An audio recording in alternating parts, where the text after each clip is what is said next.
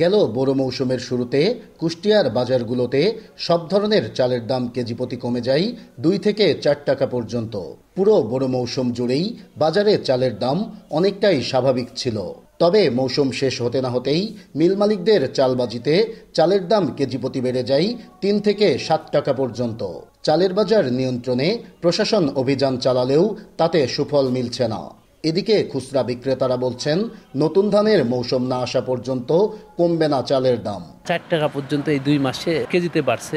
আমদানি বা মৌসুম না আসা পর্যন্ত হয়তো বা এরকমই থাকবে। কৃষকদের ঘরের থেকে যখন ধান মিল গেটে চলে আসে, তখন ধানের দাম যখন চাউলের দাম বেড়ে যায়, সেক্ষেত্রে আমরা মনে করব যে আসলে মিলাররাই এটা করে, মিলারদেরই কারসাজি। এটা মিল গেট থেকে দাম বাড়ে, চাউল মিল গেট থেকে কেজিতে 4 টাকা 5 টাকা বাড়ছে।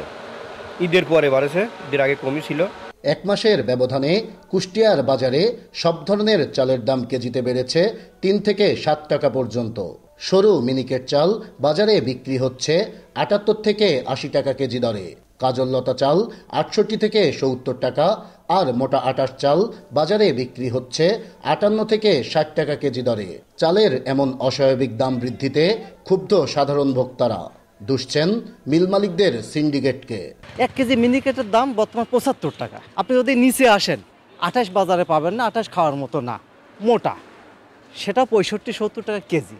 তা আমরা সাধারণ মানুষ, আমরা খেটে খাওয়া মানুষ, আমাদের জন্য একটা অসহনীয় ব্যাপার। সরকার কোনোভাবেই চাউলের বাজার নিয়ন্ত্রণ করতে পারছে না। কোনো জিনিসের অভাব ঘাটতি নাই এই দেশে। চাউল 500 ব্যাগ দরকার, আপনার 1 ঘন্টার বাদ পৌঁছা দিয়ে আসবে, তাই খালি কয় টাকা বেশি। তো এই দেশের শাসন পদ্ধতিটা ভালো। মিল মালিকদের দাবি, বৃষ্টির কারণে সংকট দেখা দিয়াই বেড়েছে ধানের দাম।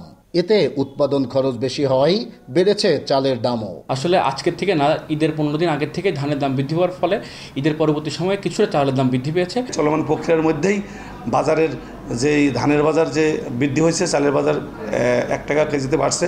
আর বাজার তদারকির দায়িত্বে থাকা কর্মকর্তারা বলছেন, অতিরিক্ত চাল মজুদের দায়ে জরিমানা করা হয়েছে বেশ কিছু মিল মালিককে। বাজারে চালের দাম নিয়ন্ত্রণে নিয়মিতই অভিযান পরিচালনা করছেন তারা। পূর্বে যে 2-3 বার আমরা নিয়ন্ত্রণ করেছি, এটা আমরা অচিরেই নিয়ন্ত্রণ করব। আরও 4 টাকা কমাইতে বাধ্য করব। না করলে ওই কোম্পানির বিরুদ্ধে আমরা প্রয়োজনে যে চাল যেমন আটকায় রাখছি, ওরকম আটকায় রেখে ওপেন সেল করে দিই। কৃত্রিম সংকট সৃষ্টির মাধ্যমে ভোক্তাদের জিম্মি করে অস্বাভাবিক মুনাফা লুটছেন চাল ব্যবসায়ীরা। তাই চালের বাজার নিয়ন্ত্রণে ব্যবসায়ী সিন্ডিকেট ভাঙার তাগিদ সাধারণ ভোক্তাদের। নাইদা সান্তিতাস, দেশ টিভি, কুষ্টিয়া।